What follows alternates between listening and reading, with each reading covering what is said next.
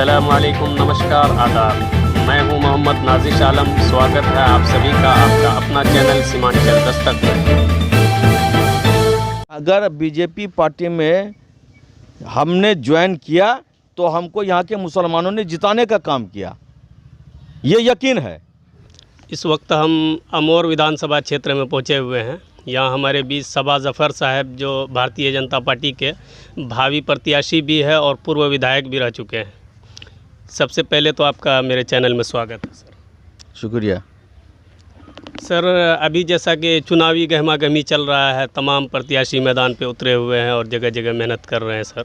इस चुनाव को लेकर सर आपकी क्या रणनीति है? क्योंकि आपको इस इलाके का पहले भी एक बार विधायक रहने का मौका मिला है, 2005 से 10 तक, गालिबन 2010 से 15 10 से 15 तक सर। दो बार रहने का मौका मिला है। 2 बार रहने का मौका मिला है। तो 1997 तो 2000 के बाद। इस इलाके के बारे में कहा जाता है सर कि ये इलाका अमोर विधानसभा जो है, ये इस इलाके को कांग्रेस का गढ़ कहा जाता है एक तरह से, क्योंकि अब्दुल जलील मस्तान साहब जो है मुसलसल यहाँ चुनाव जीते चले आ रहे हैं। अब चुनाव जीतने का मुद्दा जो भी रहा हो, क्योंकि जो जीत रहे हैं तो उनके बारे में तो जीत को जीत कहेंगे। किस मुद्दे पर लोग चुनाव करते हैं ये तो हम नहीं कह सकते हैं, वो आप बेहतर समझते होंगे। आपके इलाके की मुख्य समस्या क्या क्या है जो अब तक हल होना था लेकिन नहीं हो सका, या फिर हल होना था और हो चुका है, कुछ कमी रह गई है? ये कांग्रेस का गढ़ नहीं रहा है। हालात को देखते हुए लोग वोट दिया था, लेकिन ये गढ़ कभी नहीं रहा। इसलिए कि इससे पहले मेरे वालिद मोहतरम अलहाज मुजफ्फर हुसैन साहब समाजवादी पार्टी से जीत चुके हैं और हम आज़ाद उम्मीदवार से 1997 में जीत चुके हैं। उसके बाद 2010 में बीजेपी से हम जीत करके इस इलाके को एक नया चीज़ दिया। और अमोर विधानसभा में तो एक तरह से जिस तरह से लोग बोलते हैं धान का कटोरी, आरा छपड़ा ये सब को कहा जाता है, उसी तरह से नदियों का कटोरी अमोर विधानसभा है। कटोरा अमोर में सबसे ज़्यादा फ्लड आता है, लोग तबाह बर्बाद होते हैं और यहाँ का बदहाली उसी में है। सारी नदियाँ इसी में बहती हैं, 5-6 नदियाँ हैं। इस पर पुल बनना ज़रूरी है और पुल नहीं बनता है तो यहाँ का विकास सबसे पीछे हो जाता है। कुछ पुल हम अपने ज़माने में बनाने का काम किया था और अभी जितना पुल हम बनाने के लिए शुरू किया था 5 साल के अंदर में सब अधूरा रह गया। लोग मज़हब के नाम पर अगर वोट लेने के लिए अगर चाहेंगे तो मज़हब से उठ करके यहाँ के लोगों को ज़रूरत है काम करने की। अगर मज़हब में जाएंगे तो नुकसान होगा इलाके को। सर, एक सवाल मेरा ये है कि आपको भी इस इलाके में रहने का मौका मिला है विधायक, तो आप क्योंकि और कोई भी नया चेहरा आता है तो वो कई तरह के वादे करते हैं, हम आएंगे तो ऐसा करेंगे, हम आएंगे तो ऐसा करेंगे, लेकिन शायद कि आपके पास ये मौका नहीं ये कहने के लिए कि हम ऐसा करेंगे, क्योंकि आपको मौका मिला है। उनमें से कोई 2 या 3 काम हमको बताइए कि जो आपके इलाके में हुआ है उसको और मज़ीद बढ़ाना चाहते हैं आप।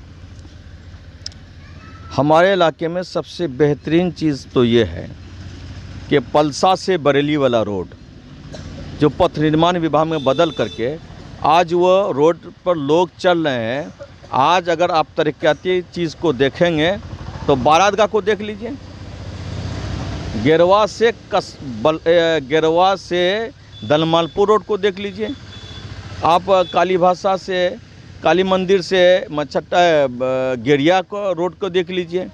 ये सब रोड हम अपने ज़माने में बनाने का काम किया और कस्बा गेरवा रोड अधूरा रह गया, जिसको पूरा करना ज़रूरी है।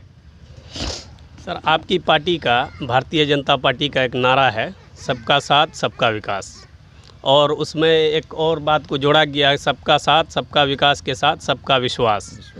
और बीजेपी के प्रति उमूमन ये देखा जाता है सर इस इलाके में, क्योंकि मुस्लिम बहुल ये क्षेत्र है, लोग बीजेपी से क्यों खौफ खाए हुए हैं, और जब सबका विकास और सबका विश्वास है तो चुनाव में मुसलमानों को क्यों कम ये टिकट दिया जाता है इस पार्टी का? इसके बारे में आपकी क्या राय है? आप मानते हैं इस बात को कि सबका विश्वास नहीं है इस पार्टी में? विश्वास जब कोई पद पर रहते हैं ना, तो उसका विश्वास लोग बोलते हैं कि इसका विश्वास नहीं है। लेकिन पद पर रह करके कुछ काम करने का, अगर शहबाज जफर बीजेपी पार्टी से जीते तो पलसा बरेली वाला रोड भी बना, ये विश्वास होना चाहिए।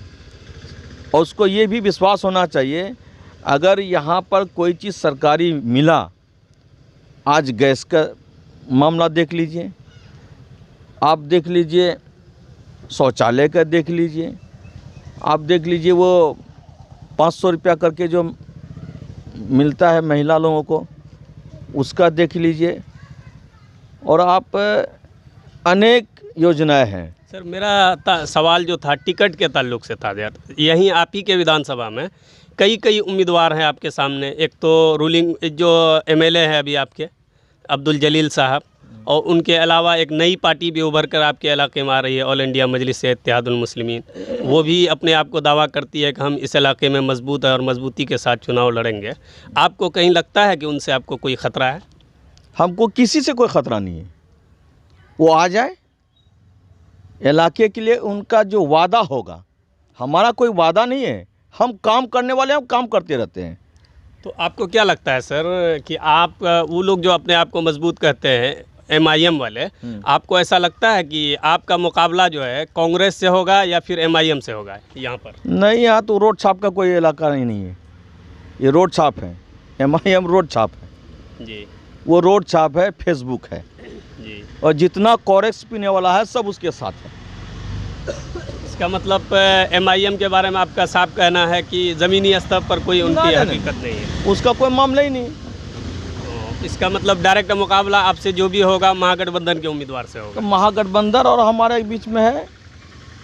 2015 का चुनाव जो था सर, उसमें आपको तकरीबन 48 से 49 हज़ार वोट हासिल किए थे आप, और आपकी जो सामने महागठबंधन का उम्मीदवार था वो तकरीबन आधा के अंतर से वो जीत गए थे। आपको लगता है सर इस अंतर को आप कैसे ख़त्म कर सकते हैं? इस अंतर को कैसे ख़त्म कर सकते हैं? ये 5 साल में यहाँ के लोगों ने अपने आप को ठगा सा महसूस किया, और उस टाइम में लोग भूल से उनको वोट देने का काम किया, नहीं तो ये पहले भी हार चुके थे। कुछ हवा इससे से बही जिसके चलते लोग वोट उनको दे दिया भूल भलैया में। लेकिन इस बार अपने आप को महसूस किया कि हम अपने आप को ठगा महसूस किया, उनका कोई काम हुआ नहीं, उसका कोई सपना पूरा हुआ नहीं।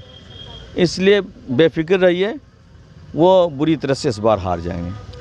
सर एक बात और कहा जाता है कि जो भी रूलिंग पार्टी का जो विधायक हारा हुआ भी अगर हो और दीगर पार्टी का जो वर्तमान विधायक हो, कई बार ऐसा होता है कि हारा हुआ विधायक जो रूलिंग पार्टी में होता है, जिनकी सरकार होती है, कई बार हार कर भी वो उनसे बेहतर काम कर जाते हैं। ऐसा कोई काम पिछले 5 सालों में आपने कोई किया या करने का प्रयास किया जो कि विधायक जी नहीं कर पाए, आपने कर दिया, किसी का कोई समस्या हल कर दी? अनेकों समस्या है, बहुत सारा इस तरह का समस्या है जिसको हमने हल करने का काम किया। आप इस बात को मानते हैं सर कि जो रूलिंग पार्टी का हारा हुआ विधायक भी कई बार काम कर जाते हैं अच्छा से अच्छा? बिल्कुल करते हैं, कर रहे हैं हम लोग। आप जब लोगों के बीच जा रहे हैं सर, तो क्या रिस्पॉन्स मिल रहा है? बढ़िया में रिस्पॉन्स मिल रहा है। कहीं ऐसा तो नहीं है, क्योंकि हम फिर वही सवाल आपसे पूछ रहे हैं कि ये मुसलमानों का ख़ास तौर से ये है, और विश्वास धीरे धीरे बहुत कम देखने को मिल रहा है। आप जब लोगों के बीच जाते हैं, अगर इस तरह का सवाल होता है तो आपके पास क्या जवाब होता है? बीजेपी का जो भरम फैला हुआ, डर फैला हुआ, आखिर क्यों लोग कहते हैं कि ये आएंगे तो बीजेपी जीत जाएंगे? हालांकि बीजेपी भी एक पार्टी है, अगर वो जीत जाए तो दिक्कत क्यों है?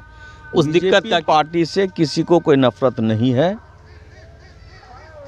बस इतना है कि आप भी कहते हैं और सभी पार्टियां, विपक्ष पार्टी भी कहती है कि उत्तर प्रदेश का मामला ले लीजिए, एक भी मुसलमान को टिकट नहीं दिया, तो इल्ज़ाम लगा कि बीजेपी पार्टी मुसलमानों को टिकट नहीं देती है।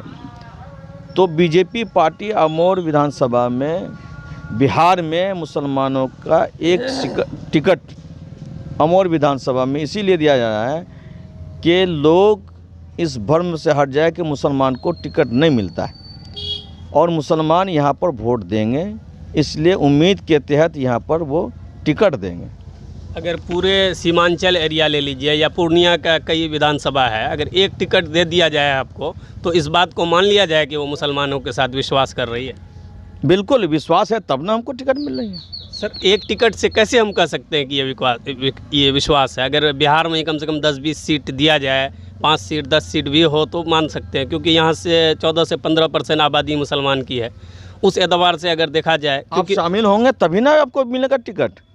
आपने आवेदन दिया है उस पार्टी में, आप मिलने का काम किया, रुजू किया है उस पार्टी से। यही आप तो डर से आप उस पार्टी में नहीं जा रहे हैं कि हमको मुसलमान वोट देगा नहीं। आपको किस बात की डर है? आपको तो खुदा से डरना चाहिए। आप तो डराते हैं लोगों को। मुसलमान को अगर ये बात है कि आप डरते हैं, तो आपको तो डर खुदा से होना चाहिए। आप किसी पार्टी से कैसे डरते हैं? सर, जहाँ पर हम आपको लाना चाह रहे थे सर, आप वहीं पे आ गए हैं। अब आपसे हम ये पूछना चाह रहे हैं, जैसा आपने कहा कि कोई ज्वाइन नहीं कर रहे हैं, कोई खुद नहीं जा रहे हैं कि टिकट कैसे मिल सकता, आखिर क्यों नहीं जा रहे? क्या वजह है? और पार्टी की तरफ रुझान हो रहा है, बीजेपी से लोग जो थे वो भी धीरे धीरे निकल रहे हैं, ये बात का सवाल है मेरा। बीजेपी पार्टी में लोग मुसलमान, यहाँ के जो मुसलमान हैं, अगर बीजेपी पार्टी में हमने ज्वाइन किया तो हमको यहाँ के मुसलमानों ने जिताने का काम किया, ये यकीन है। तो ये भी यकीन होना चाहिए कि अगर सबा जफ़र को टिकट मिला, वो जीत गया है, अगर हम भी मेहनत करेंगे तो हमको भी टिकट मिला, हम भी जीतेंगे। आपने वैसा अपना वजूद बनाया कहाँ? सबा जफ़र को अगर यहाँ पर वजूद बना और जीतने का काम किया, तो उसी तरह से चाहिए और लोग भी मेहनत करें, उस पार्टी से, रूलिंग पार्टी से जुड़े और अपने ही हक के लिए लड़ाई लड़िए वहाँ उस पार्टी में, और मुसलमानों को खिदमत कीजिए। मुसलमान का खिदमत करने के लिए आपको जद्दोजहद करना पड़ेगा, लड़ना पड़ेगा।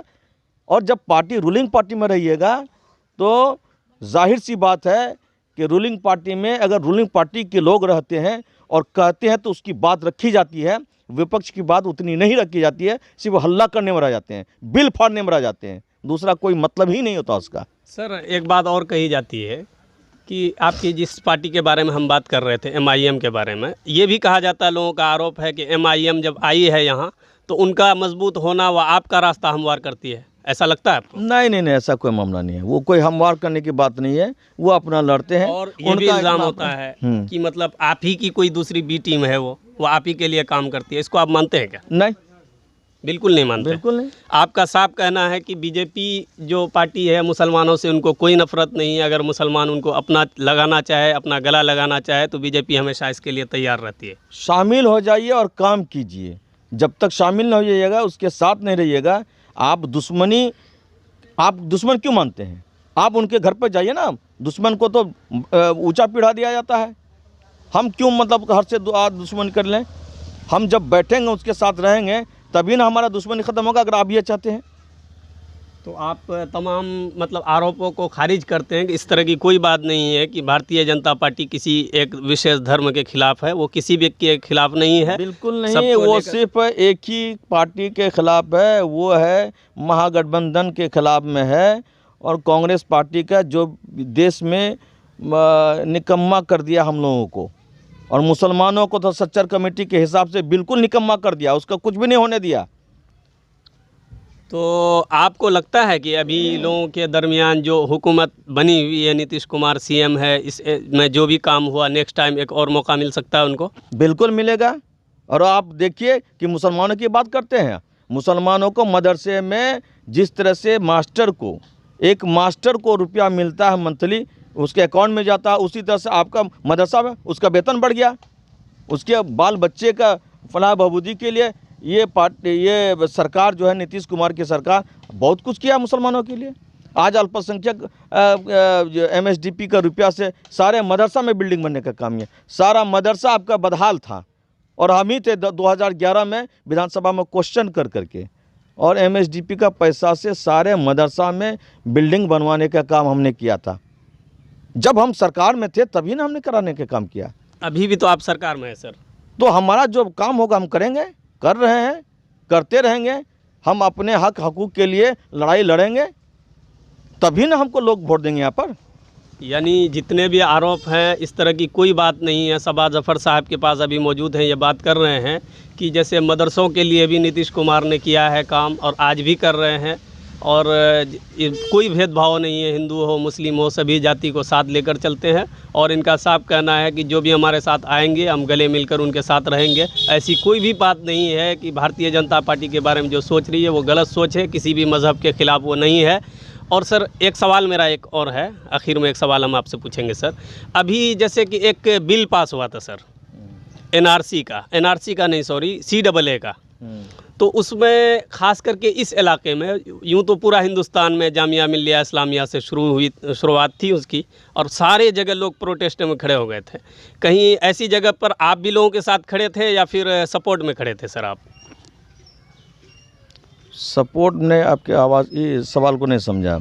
मेरा मतलब कि उस कानून के विरोध में जो पूरा इलाका खड़ा था मेरे हिसाब से, जो हम देख पा रहे थे इस स्थिति में, क्योंकि आपके ही यहाँ के JDU के एक विधायक मास्टर मुजाहिद साहब जो कोचा दमन के हैं, वो भी मजबूती से विरोध किया था। हालांकि नीतीश कुमार ने उस बिल का सपोर्ट किया था, उसके बावजूद उनकी पार्टी में रहते हुए उन्होंने उस बिल का विरोध कर दिया था कि इस मामले में हम पार्टी के साथ नहीं हैं। आपका क्या स्टैंड था सर उस वक्त, या अभी क्या है CAA पर?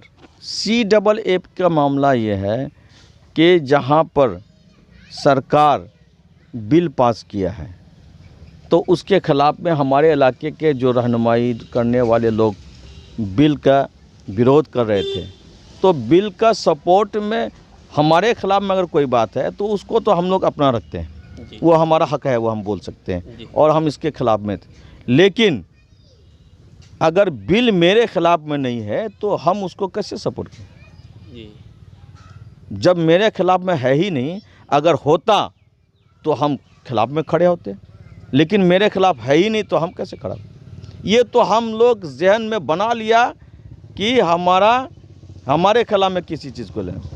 किसी आदमी का यहाँ कोई बाल बांका होने नहीं जा रहा है, और एक भ्रम फैला करके देश में अपना मजबूती दिखाया है। ये हमारे लिए ठीक है, हम लोग मजबूती दिखाना चाहिए, ये हमारा हक है। और हमको अगर लगा कि नहीं हमारे ख़िलाफ़ में है तो हम सब साथ हैं। सर एक सवाल मेरा और है, क्योंकि जुमा का दिन है, टाइम हो रहा है। एक सवाल ये है सर कि लोकतंत्र तो ये है सर कि कोई भी आम आदमी जिसको वोट देने का हक है उनको MLA MP बनने का भी हक है, कोई भी प्रतिनिधित्व करने का हक है। लेकिन क्यों सर इस इलाके में या किधर पूरे सारे इलाके में ये क्यों हो जाता है सर कि चाहे तो RJD का विधायक होगा या कांग्रेस का होगा, कांग्रेस हारी तो BJP जीतेगी, BJP हारी तो कांग्रेस जीतेगी?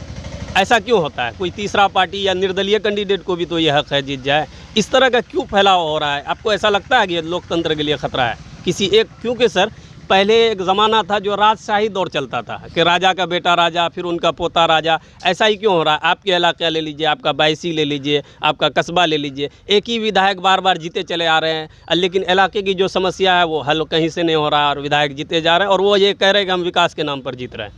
आपको लगता है कि इस तरह एक ही आदमी के पीछे चल जाना लोकतंत्र के लिए कहीं ना कहीं खतरा है?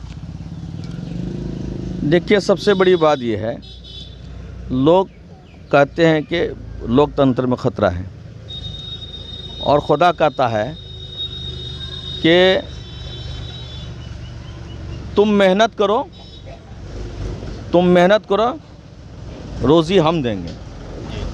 जो आदमी खटते हुए आ रहा है उसी को ही सब कुछ मिलता है। आप अचानक खड़े हो जाते हैं इलेक्शन के टाइम में तो आपको क्या मिलेगा? कुछ नहीं मिलने वाला है। और जब तक आपको पता होना चाहिए कि अमौर विधानसभा में जैसे मेरे वालिद साहब 1980 से MLA का इलेक्शन लड़ते थे और 1995 में MLA बने, अपना ईमानदारी और मेहनत से यहाँ पहुँचे। कोई आदमी नहीं कहता था कि हाजी मुजफ्फर हुसैन साहब इस इलाके में MLA बन के दिखाएंगे, और ईमानदारी और नेक नीयत था इसलिए जीत गए। फिर उनके इंतकाल के बाद लोगों ने हमको चुनने का काम किया, और 1997 से जो बागडोर हमने उठाने का काम किया है आज तक खटते रहे। जिस दिन हारते हैं उसके दूसरे दिन से ही इलेक्शन में हम लोग काम करते रहते हैं। इलेक्शन हारने के बाद भी लोगों से मिलते जुलते रहते हैं, पीछे नहीं हटते हैं। तो लोग किसको चाहेंगे? चेहरा को देता है वोट, ना कि पार्टी को देता है वोट। आपको यहाँ ये पता होना चाहिए कि अमौर विधानसभा में चेहरा के साथ साथ पार्टी का भी वोट है। दोनों मिला करके तब यहाँ पर लोग जीतते हैं। आपके लिए एक पॉजिटिव बात हम ये देख रहे हैं सर, जिस तरह एक तो कांग्रेस है, उनका तो लगभग जाना जाता है कि वही दोबारा इलेक्शन में आएंगे, लेकिन जो MIM उभर कर आ रही है, इनके कई चेहरे हैं जिनमें आपस में लड़ाई है कैंडिडेट को लेकर। लेकिन आपके लिए पॉजिटिव ये है कि कोई दूसरा चेहरा हम तो कम से कम नहीं देख पा रहे हैं कि बीजेपी का कोई चेहरा और भी दावेदार यहाँ है। नहीं, टिकट को लेकर कितना श्योर है सर आपको, जो बीजेपी का टिकट आपको इस बार मिल सकता है, कितना श्योर है, कितना प्रतिशत? 100%। और भी कोई कैंडिडेट उम्मीदवार आपकी नज़र में ऐसा है क्या? कोई नहीं है। यानी इस मामले में आप 100% श्योर हैं कि आप ही कैंडिडेट होंगे? हाँ। क्योंकि आपके मुकाबले में कोई दूसरा दावेदार अभी नहीं है, ही नहीं। और ये आपके लिए बहुत पॉजिटिव है। तो ये थे हमारे सबा जफ़र साहब, पूर्व विधायक अमौर विधानसभा के, जिनसे हम अभी बात कर रहे थे चुनाव संबंधित। बहुत सारे सवालात किए इन्होंने, नहायत ही अदब से और अच्छे अंदाज में इन्होंने जवाब दिया, और आपका बेहद हम शुक्रगुज़ार हैं सर, आपने हमारे चैनल के लिए वक्त निकाला। शुक्रिया। शुक्रिया।